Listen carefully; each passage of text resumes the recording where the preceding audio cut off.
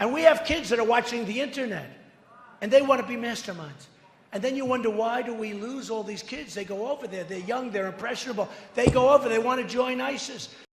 We're losing a lot of people because of the internet. And we have to do something. We have to go see Bill Gates and a lot of different people that really understand what's happening. We have to talk to them, maybe in certain areas, closing that internet up in some way. Somebody will say, oh, freedom of speech, freedom of speech. These are foolish people. We have a lot of foolish people.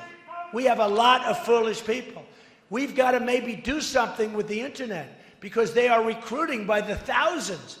We have been fighting alongside al-Qaeda, fighting alongside ISIS. ISIS is now emboldened in 2 countries. But here's the anomaly. We're with ISIS in Syria. We're on the same side of the war.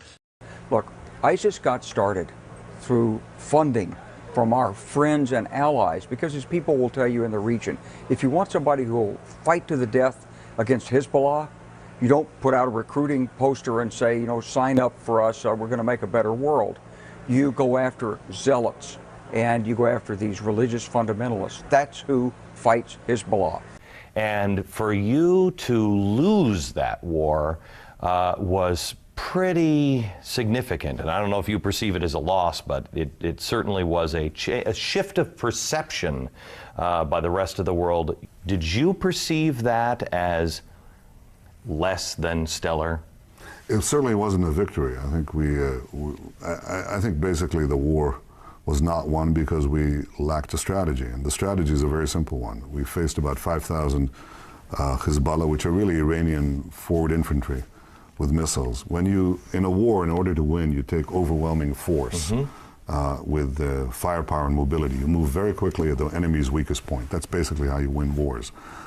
And in our case, we went with almost the same number of troops, again, right into their gun sights. Not smart. We should have come from the behind, if you will, with 10 times the force.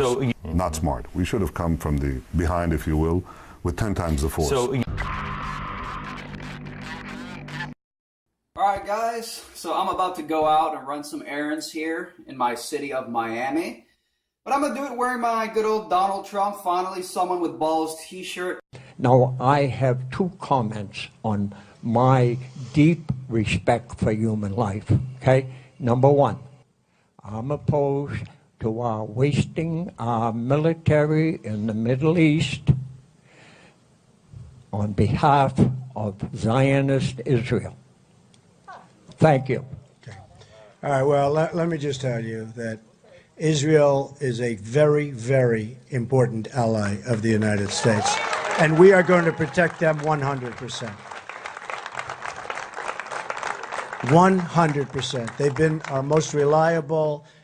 It's our true friend over there, and we're going to protect Israel 100%. Still betrayed by our government and for the cover-up, and the Israeli government for covering it up. Before Israeli commandos shot 9 peace activists to death aboard the Mavi Marmara, 34 American military men were killed by Israeli jet fighter planes. It happened in 1967 during the Six-Day War, and it became an event these men and women would live with for the rest of their lives. It's not anger, it's sadness, great sadness that not only a close ally deliberately attacked this ship, but that the United States kind of sat by and allowed it to happen. Prepared to abandon ship. We couldn't even open the hatch up because they were shooting at us so bad. There was no place to go. They shot the life rafts. If we had to go into the water, there would have probably been no survivors. Jim Smith was aboard the Liberty when it was bombed for over 2 hours by the Israeli Air Force. The Israelis claimed it was a mistaken identity, and the United States government bought that explanation. I'm saying a mistaken identity does not allow you sufficient time to shoot all the antennas, to shoot the 4 gun tubs that we had, and to strafe the bridge. If it's a mistaken identity, then you don't know what you're looking at. As the years drag on, the anniversary never gets any easier. There's nothing, medicine, booze, nothing takes it away. It's just something you have to live with. The tale of the USS Liberty became a story of courage and betrayal, a gaping wound eating away at the survivors. As another year passes by without a congressional investigation, the survivors wonder if justice will ever come their way, hoping with uncertainty that one day Israel will face harsh penalties for killing American citizens in an event many claim was a cover-up. And 51% of those polled agreed that Muslims in America should have the choice of being governed according to Sharia. You know what Sharia is? 51%. It's going to get worse and worse. You're going to have more World Trade Centers. It's going to get worse and worse, folks. We can be politically correct and we can be stupid, but it's going to get worse and worse. I remember getting a call from the fire department commander telling me that they were not sure they were going to be able to contain the fire. And I said, you know, we've had such terrible loss of life. Maybe the smartest thing to do is pull it. And they made that decision to pull, and then we watched the building collapse.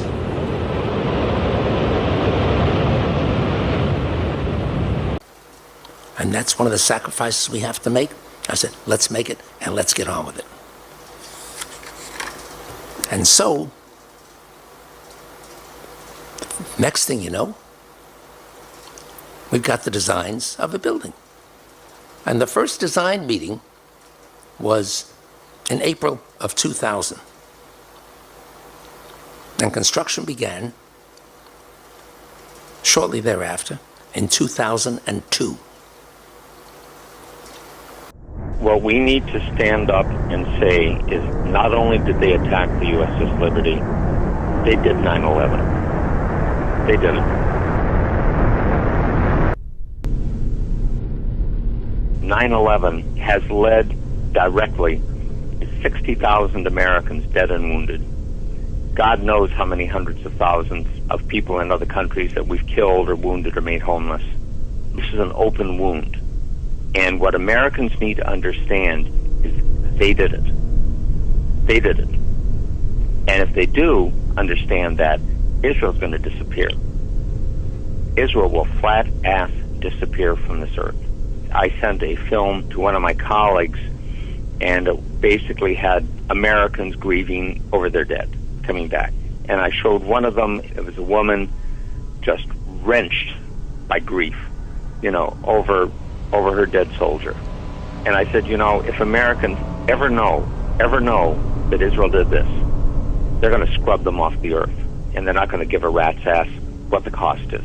They are not going to care.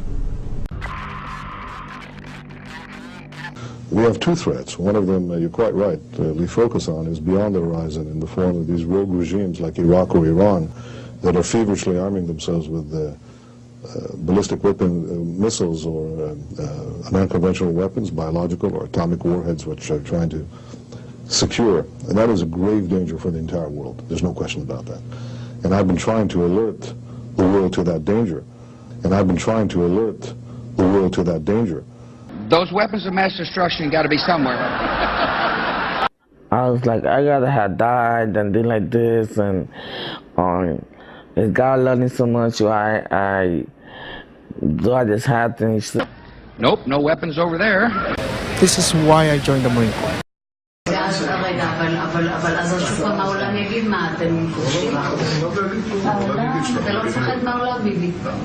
במיוחד היום עם אמריקה, אני יודע מה זה אמריקה. אין כזה דבר שאפשר להזיז אותו בקלות, להזיז לכיוון הנכון. הם אומרים שהם בעדינו, אבל כאילו... לא יכולים. אז אם אנחנו עושים איזה משהו, אז הם...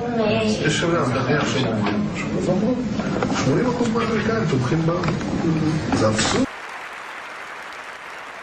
The deal doesn't even require Iran to dismantle its military nuclear capability. Yes, it places limits on its military nuclear program for only a certain number of years.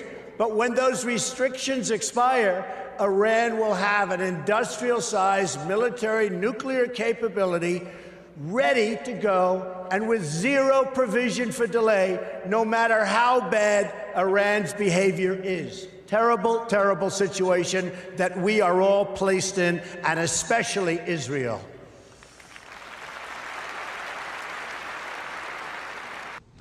What is your secret? Because we don't seem to have the hang of that. The secret is that we have America.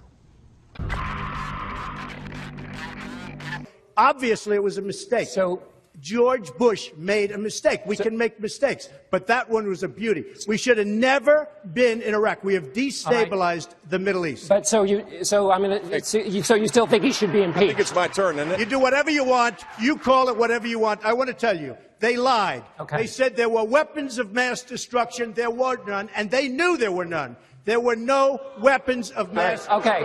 All right.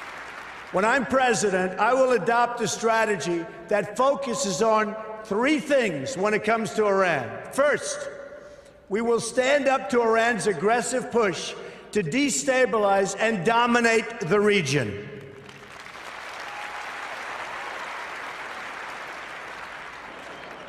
Iran is a problem in Iraq, a problem in Syria, a problem in Lebanon, a problem in Yemen, and will be a very, very major problem for Saudi Arabia.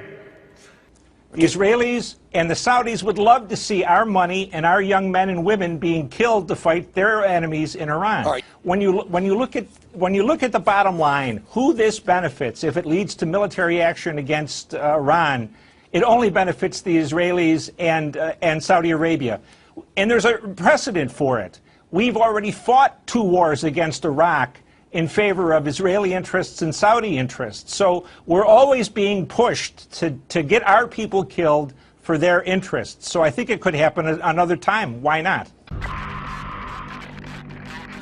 Now, the United States might be seen as Israel's most staunch ally, but that doesn't necessarily mean the officials of the two countries like each other. And here is something to prove the point. An article in The Atlantic quotes this as the latest description of Benjamin Netanyahu given by one of the Obama administration's officials. The reporter who interviewed the official says that he's keeping a running tally of similar name-calling incidents from over the years. And here are just some of the names given to the Israeli Prime Minister by White House officials. אכפת לי מחיי כל אזרח ואזרח וחיי כל חייל וחייל. הייתי בשדה הקרב פעמים רבות, סיכנתי את חיי למען המדינה, ואינני מוכן לעשות ויתורים שיסכנו את המדינה שלנו. וצריך להבין, האינטרסים העליונים שלנו, וראשם הביטחון ואחדות ירושלים, אינם עומדים בראש מעייניהם של אותם גורמים אנונימיים שתוקפים אותנו ואותי אישית. הברית האסטרטגית והברית הערכית בין המדינות נמשכת ותימשך. My name is Donald Trump, and I'm a big fan of Israel. And frankly, a strong prime minister is a strong Israel. And you truly have a great prime minister. In Benjamin Netanyahu, there's nobody like him. He's a winner. He's highly respected. He's highly thought of by all. And people really do have great, great respect for what's happened in Israel. So vote for Benjamin. Terrific guy, terrific leader, great for Israel. A lot of people say an agreement can't be made, which is okay. I mean, sometimes agreements can't be made, not good. But, you know, you have both sides, really, but you have one side in particular growing up and learning that these are the worst people, these people are the worst people, et cetera, et cetera. It is a very, very tough agreement to make because the other side has been trained from the time they're children to hate Jewish people. But I will give it one hell of a shot, that I can tell you. Well, I think, first of all, the fact that after many years of it coming down, I remember when we started doing the surveys in the 60s, approximately 30% of the American people were infected with serious anti-Semitism. In Europe, it's a lot worse. We did a similar survey in Russia in 1999, and the overall, same questions, and it came out to 44% of the Russian population, at least 99. We haven't done one since. You know, as compared to what is today 15% are infected. Now, what's right now at the top of the agenda for you from within the JCPA? There are two issues at the top of our agenda at the very moment. One is the unbelievably important immigration debate in this country, to make sure that immigrants from around the world, particularly those from south of our border, have a chance here. We're a global advocacy organization, and we advocate on behalf of Jewish interests and interests of the general community. And we do this at the local level, and we do this worldwide. We have over a 100-year history, and immigration has actually been on our agenda for much of that time. Not only our Muslim communities, but African communities, Asian communities, Hispanic communities, and the wave still continues. It's not going to stop, nor should we want it to stop. As a matter of fact, it's one of the things I think we can be most proud of. So there's a second thing in that black box, an unrelenting stream of immigration, non-stop. Folks like me who were Caucasian of European descent, for the first time in 2017, will be in an absolute minority in the United States of America. Absolute minority. Fewer than 50% of the people in America from then and on will be white European stock. That's not a bad thing. That's a source of our strength. You know, I used to say early on when I was a kid, I'd say, when I was a young senator, I'd say, if I were a Jew, I'd be a Zionist. I am a Zionist. You don't have to be a Jew to be a Zionist. The power of AIPAC and the lobby here, they own the Congress, will lead to our support for whatever the Israelis do, I think. And in an odd way, Lou, it doesn't matter.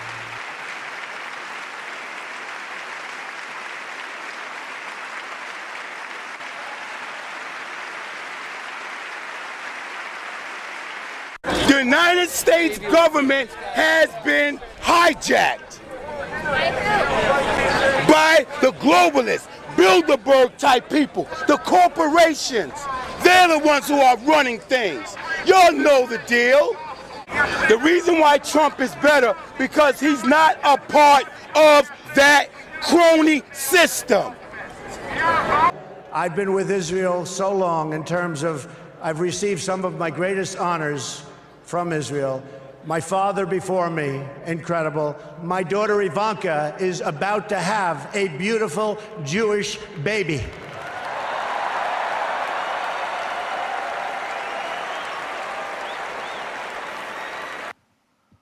All of Donald Trump's children are either married to or dating Jews. All of them. The most famous of his kids, Ivanka Trump, she married Jared Kushner, who's Jewish, and she converted to Judaism herself. She actually took a Jewish name, Yael Trump. Her kids, Trump's grandkids, are Jewish. They probably call him Zadie. But it's not just Ivanka. Donald Jr. is married to Vanessa Hayden, who's Jewish. Eric Trump is married to Lara Yunaska, who's Jewish. They married under a Jewish chuppah or wedding canopy at Mar-a-Lago, an exclusive club that used to ban Jews until Trump filed a massive lawsuit against the bigots to let the Jews in. And then there's Tiffany Trump, Donald Trump's other daughter by Marla Maples. She's not married yet, but she's dating a Jewish man named Ross Mechanic. Trump has one more kid with Melania. His name is Barron. He's just 10.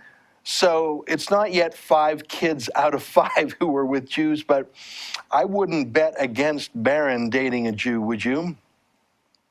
That's in Trump's personal life. His company, the Trump Organization, pretty Jewy. Executive Vice President, Michael Cohen. Other Executive Vice President, Jason Greenblatt. Chief Financial Officer, Alan Weisselberg. There's a token Gentile as Chief Operating Officer. Pretty much the Shabbos Goy who goes into the office by himself on Yom Kippur. Here's Donald Trump as a parade marshal at the Salute to Israel March in New York in 2004, a dozen years ago. He's been pro-Israel and pro-Jewish long before this campaign. And his campaign? Jewish. Stephen Miller, the firebrand speechwriter and spin doctor who also gives the warm-up speeches at the crowd for Trump's rallies? Jewish. I saw this, Michael Aboud, communications coordinator. Sounds Muslim, right? No, Sephardi Jew. Steve Mnuchin, finance chair, Jewish, of course. So everywhere Trump goes, he's pretty much outnumbered by Jews. His own family, his staff, his circle of friends. I wonder if he ever feels like he needs a break from us.